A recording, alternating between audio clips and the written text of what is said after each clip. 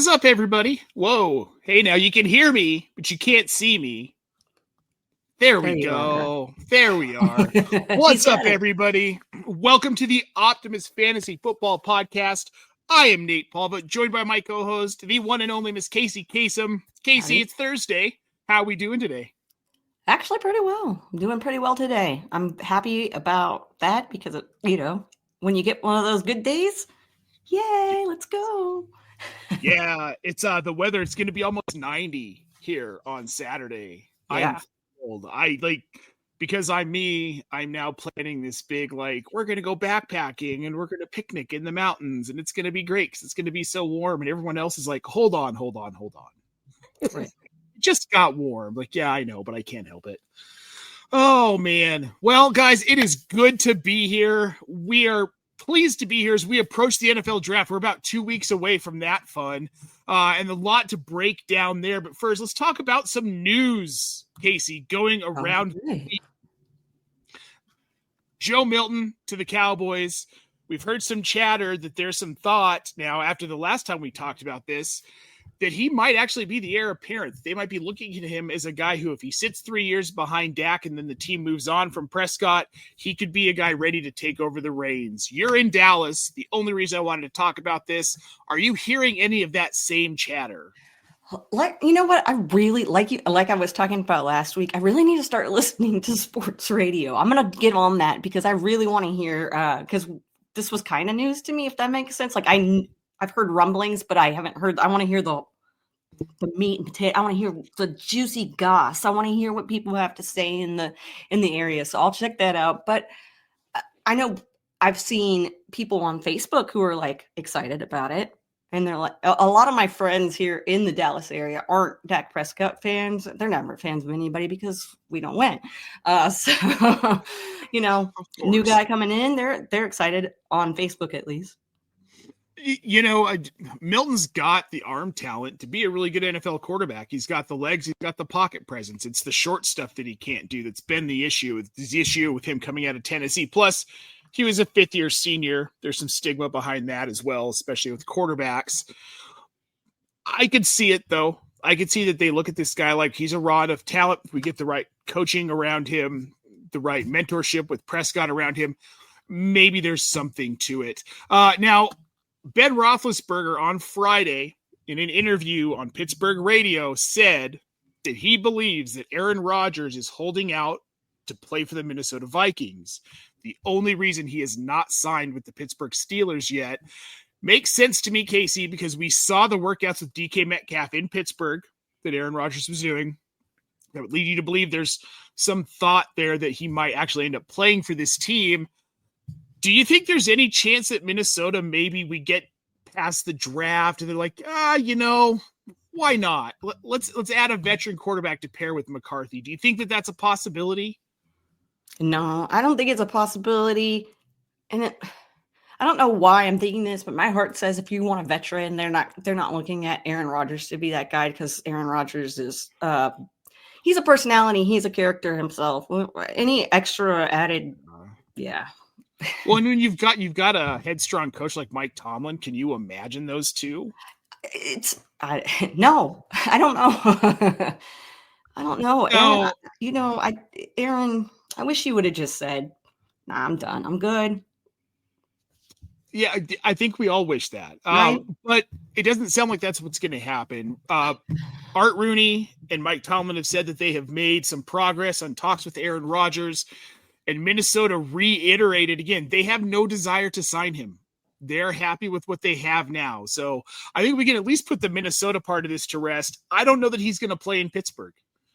I think that they're maybe waiting to see what they can pull off in the draft. I think they've got their eyes on a guy like Jackson Dart or Jalen Milroe that they think maybe they can roll out week one instead. Or maybe this is a team that thinks their defense and the other parts are good enough that Mason Rudolph is serviceable. Maybe. Look, anything's possible, right? Anything's possible. Now let's talk about Geno Smith real quick. Then we're going to move on to some Dynasty trade targets. Geno Smith gets the bag in Vegas. He's now there for the next 3 seasons, Kacey. Is this a team that thinks that they can win now with Geno Smith and Pete Carroll? And if they do, does that make some of these guys on this team worth maybe targeting in fantasy at some point? Yeah, I think it does kind of give you a little, you want to think a little bit more about these guys that are on the roster. I've always been a proponent of Jacoby Myers, and I think that I feel like, all right, that's one of the guys that I want to actually maybe go after a little harder. I don't know. Sure. But I think that they think they can win now with him. And only time will tell, but he doesn't have so much time like in his right. He's playing until 37 in the final year, but I mean that's still like prime territory for a quarterback, especially a quarterback that doesn't have a lot of I hate this saying, but he doesn't have a lot of tread worn off those tires. I mean, there's a lot left there. He didn't start for years. Right. So we're in year 4 now. This will be year 4 of him actually starting in the NFL if you factor in his rookie season where he started in New York. So this team, again, I think this is a team that they're looking at it like we can win now with Pete Carroll because he's around for maybe 3 seasons. I don't think he goes farther, 3 or 4 seasons. They've got Geno for the next 3. And there's another guy in this offense we'll talk about here a little bit later in the show that I think are intriguing because of that. Because of them, they're locking on to Geno. I think they really do believe they can win now. They're going to have a pretty potent offense in the AFC West to be able to compete with teams like Denver and the Chargers and the Chiefs. So I just always go back to saying it is, All right, guys. Well, we are going to move on to the meat of the show here. Some pre-draft dynasty trade targets. And I know there is someone in the chat here on YouTube who loves this first one. Kacey, Roschon Johnson, just finagled a deal for him in a dynasty league this morning. I got him for a 307 and a 309 paired for Roschon Johnson. Yeah, wow. I know. Kevin's depth charts are beautiful, and the world's going to get to see more of them here soon and read more about them. Roschon Johnson and DeAndre Swift, in his opinion and in mine, I believe that this is going to be a committee backfield with these two guys. If they're the two guys that they roll out opening week, because we know what Ben Johnson thinks of DeAndre Swift. He already shipped him off once. He had him in Detroit. He didn't want him. Right. They moved on from him. So I don't know why people have any hope for DeAndre Swift in Chicago this season. If there's a guy who's going to surprise people, it's going to be Roschon Johnson. What you're getting with those mid-third round picks right now in rookie drafts and what you'll get for them post-NFL draft, I'd rather take a stab on Roschon.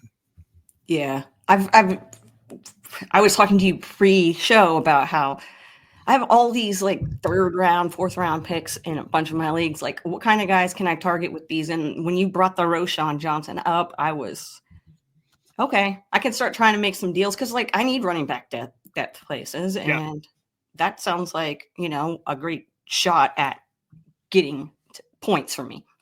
Obviously, well, and if you look at the team and what they've done this offseason, they upgraded their offensive line. Significantly upgraded their offensive line. If they don't go after a running back in the draft, I think Roschon's price goes up after the draft. I think all of a sudden we're looking at he's a guy that you're having to give up a second round pick for and maybe another piece. This is the cheapest he'll be if the Bears don't go running back in the first 3 rounds of the draft. I'm jumping on getting him. Yeah, it's long. Yeah, exactly. Like everything in Dynasty, it's a risk. It's a risk, but with the reward if you get it, and what the third round picks, fourth round picks, whatever you have. I mean, I go back and look at those third round picks you've had from the past and see which ones have hit. Yeah, the ones that hit, you're like, that's why you keep those third round picks. But it's not always going to happen. No, I've always been and will always be someone who values real assets that I know what they are over speculative assets like picks, because we're really just speculating okay, what is this going to be? What is this pick going to be? Mm-hmm. Maybe it's going to be X player, maybe it's going to be Y player, but when you're trading for it, a lot of times you don't know what you're going to get. Yeah.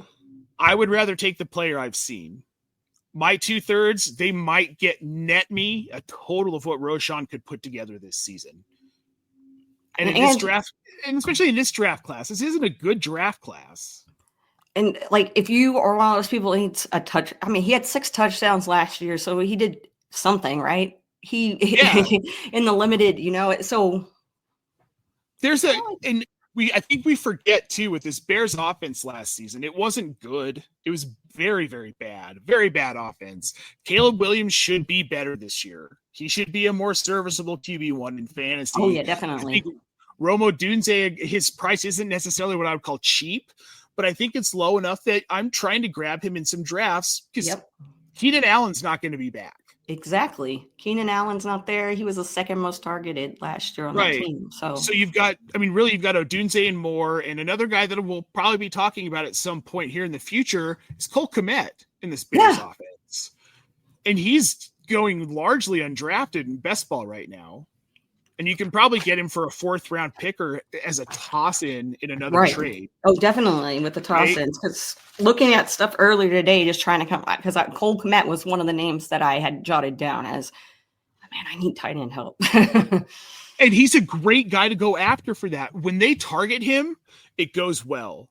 And it went well for Caleb Johnson last year. He had a handful of double-digit target games, and he looked good. He was fantasy viable in those games. If with Keenan Allen gone, if they ramp that up a little bit in this Ben Johnson offense, Sam Laporta, I'm not saying he's going to be Sam Laporta, but we could be seeing increased volume.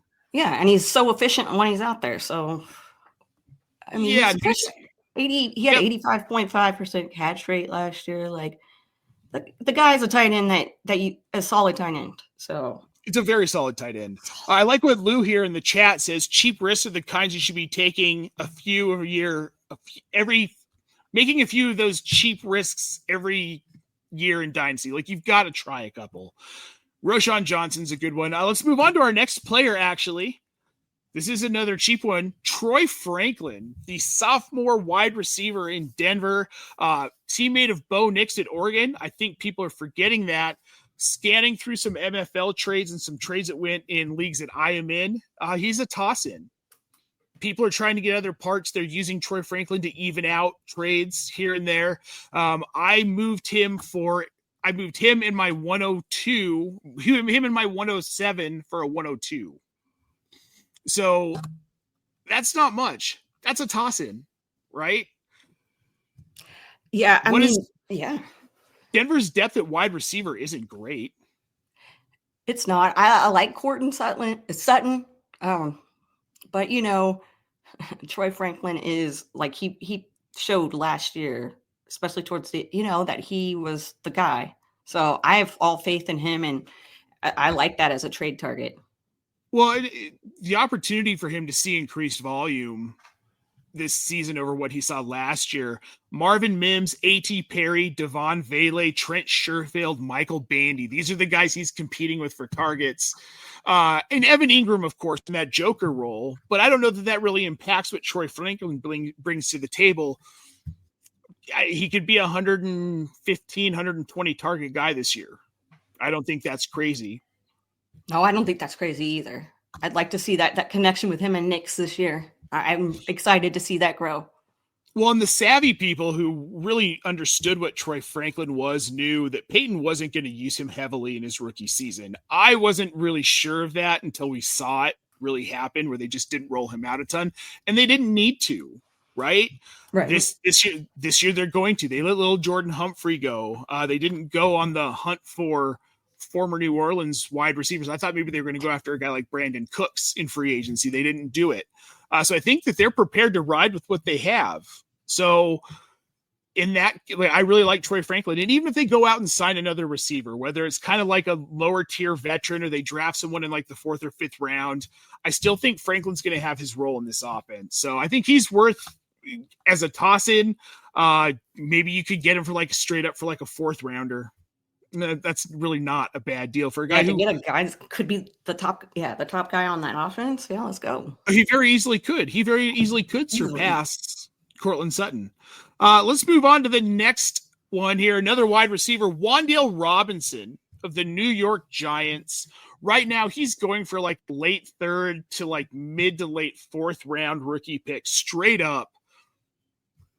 I don't really understand where he had 140 targets last year. Not that much in this offense has changed. There's been no chatter of this team trying to go after a wide receiver in the draft at all.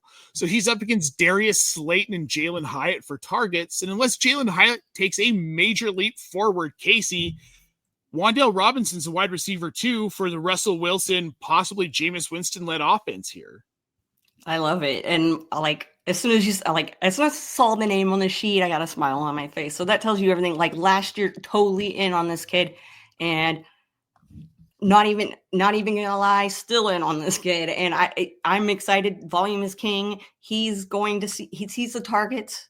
Getting that quarterback situation like settled, or at least semi-settled. I know there's a debate who's going to, but at least those guys are capable of doing the job, and that's all he needs is somebody to target him so that he can catch the ball. And I really think with more competent quarterback play, which you're going to get out of Russell Wilson, is it going to be all-star caliber? Probably not.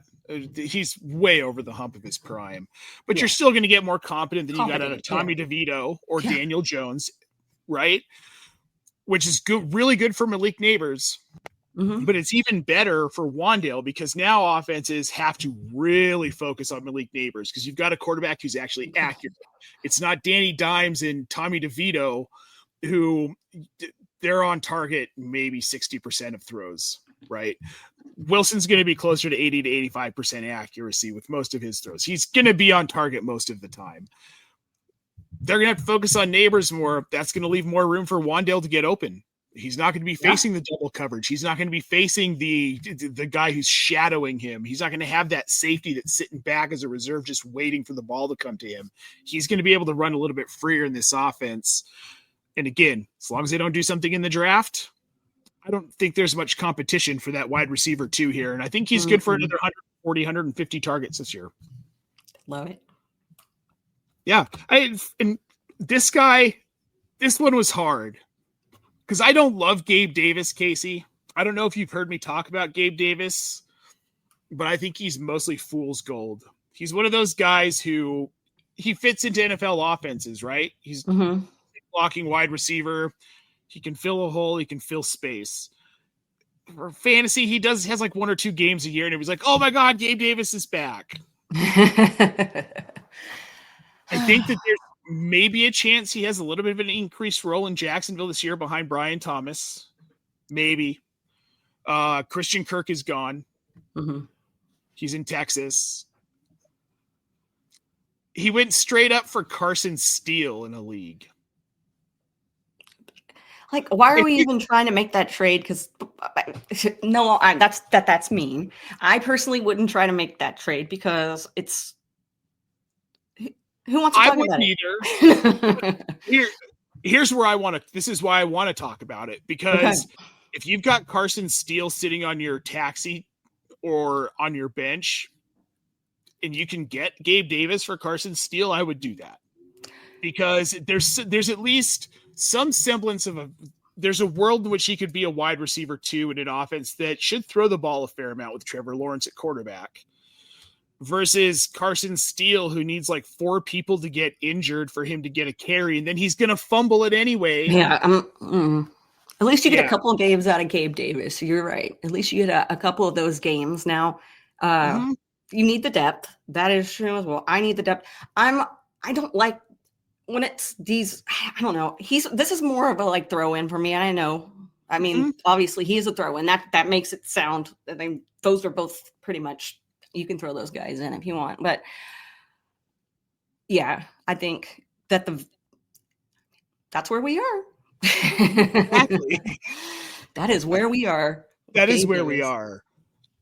If you can get Gabe Davis this cheaply, add him into a trade as a toss-in. There's value to be had there. It's not a ton of it, but if he starts seeing consistent volume for the first time in his career, he could be a flex play on bye weeks.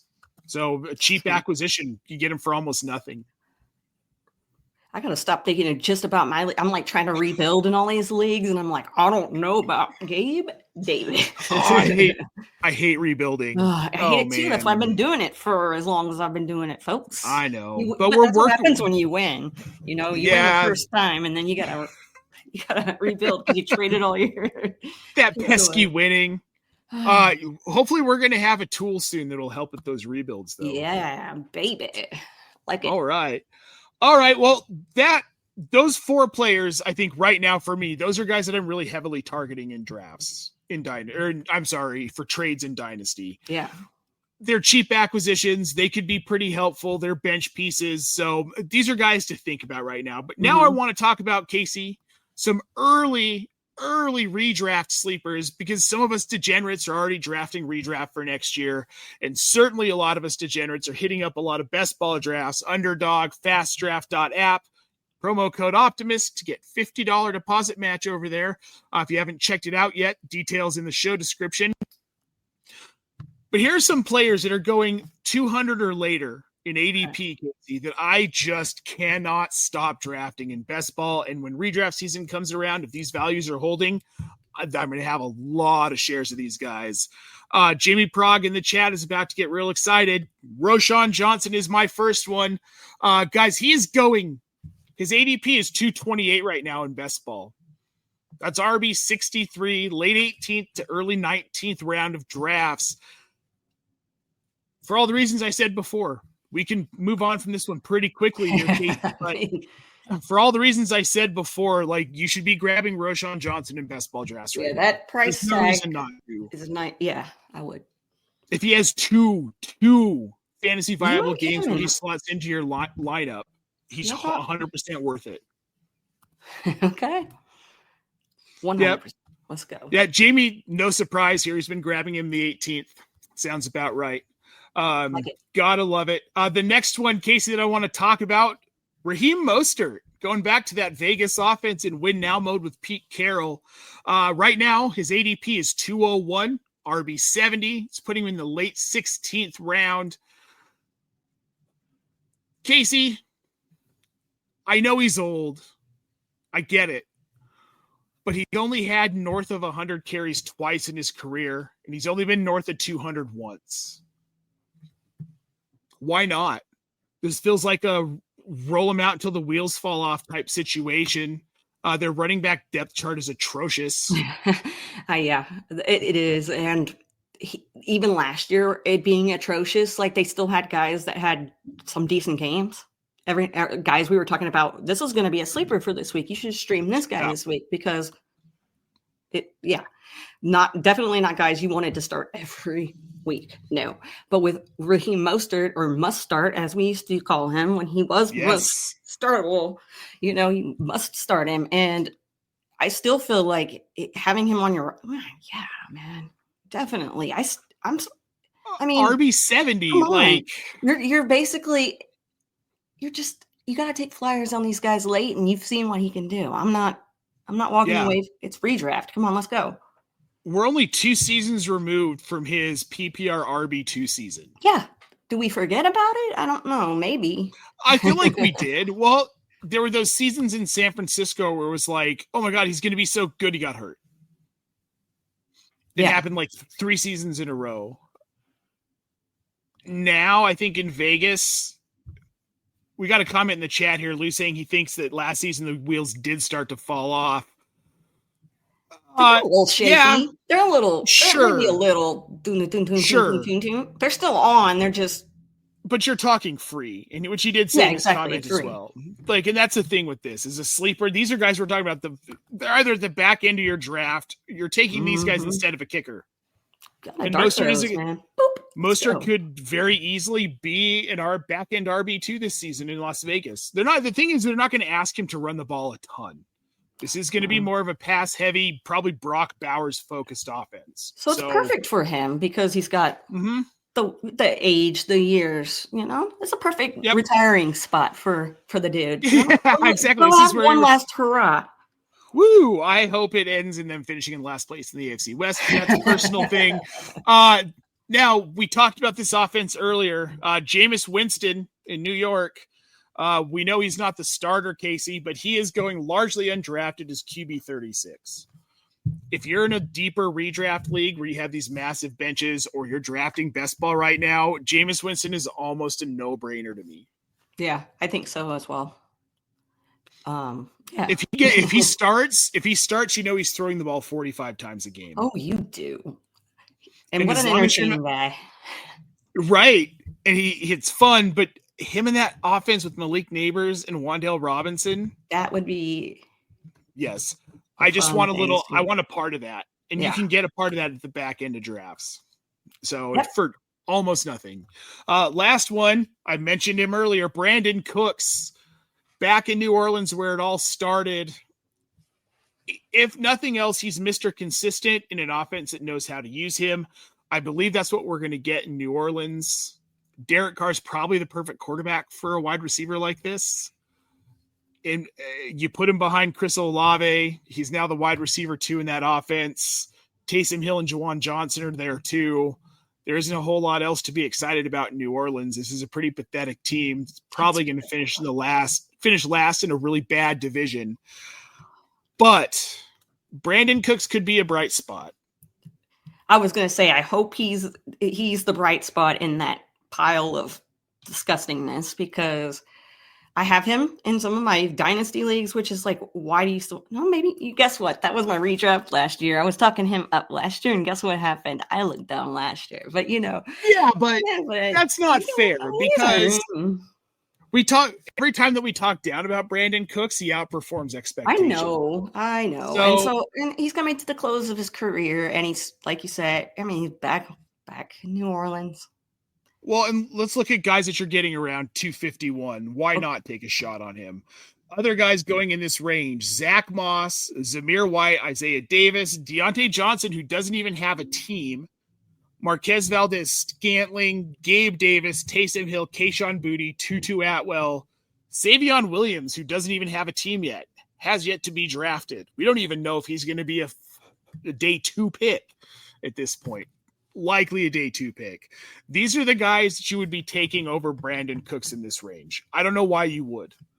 Now I'm just going to take the guy who has had seasons upon seasons of awesomeness and is a veteran who knows, like, put him out there on the field and watch him play. Like, the dude's still got it. So when he's healthy, and it's old man health, but he's good. But I think it goes back to the whole like Mostert and Geno Smith argument where, look, Cooks is going into his 12th season. He's 31 years old, but you look back the last few seasons, he really hasn't been over 100 targets in any of the last 3. And in the last 8, he's only been over 100 targets a handful of times. Yeah. Not asked to do a ton. And in this situation, you're basically looking to replace what we would assume is Rashid Shaheed, which sounds like he also won't be healthy, which makes me and Cooter Doodle and everyone else really sad. It makes me sad. We were all about Shaheed for, I guess, man. I'm going on 2. That was 2 seasons of Shaheed love for me. Yep. So if he fills that Shaheed role, I mean, we know what that role is. Probably more of like a best ball target than a redraft target. You don't know. This is a new offense, different regime. You've got Dennis Allen out of there. Speaking of which, I think it's about time to get us out of here, Kacey. I want to thank everybody for tuning in. Make sure if you're here to like this video, subscribe to the channel, follow us on Facebook. Go check us out on Blue Sky at optimusfantasy.bsky.social. You'll find us a little bit on Twitter, but not much anymore. Also, check out our show description. The link to our Discord channel is in there. Our buddy Lou has got that thing rolling. It is freaking-tastic. We've got all sorts of different channels. Get your questions in for our Ask Me Anything mailbag show tomorrow afternoon with Kevin and Keith. We will be live at 6 p.m. Eastern Standard Time. It's been fun. It's been a blast. Yeah. Very exciting. Guys, make sure you go over to Sunday Dreamers Club, sundaydreamersclub.com. Check out all of that awesome merch. You know you want it. And then FastDraft.app over there. Best ball drafts. We've got all the fun. Right now, the Origins best ball drafts are the ones you want to be checking out. These are rookie drafts, 6 rounds. You're in and out in like 5 to 6 minutes, super quick. If you sign up now, use the promo code Optimus to get a 50% deposit match. And there's a good chance you're going to find me in one of those drafts. So come say, hey, Get it done. it's too much fun. Get it done. I want to everything all excited. Yes. It's a good day. And go, FastDraft. We're out here just, Nate, you're so good at this, like, repping. You're really plugging the stuff nicely today. I like 5 it. years into it. I better good job, be damn it. Yeah, but like Lou says, come join us on Discord. Yes, it's a blast. It's a great channel. And you won't miss anything because we have bots that post all of our content and all of that stuff. Yeah. Speaking of which, I got to get out here because I got to go edit Kevin's article. Oh, got to go. I know. I've got stuff to go post. But we do have a Dynasty startup advice article out from Lou. Posted yesterday. Go check that out on Optimus.com. For Casey Kasem, I am Nate Palvo. Guys, thank you so much for tuning in. We'll catch you next week.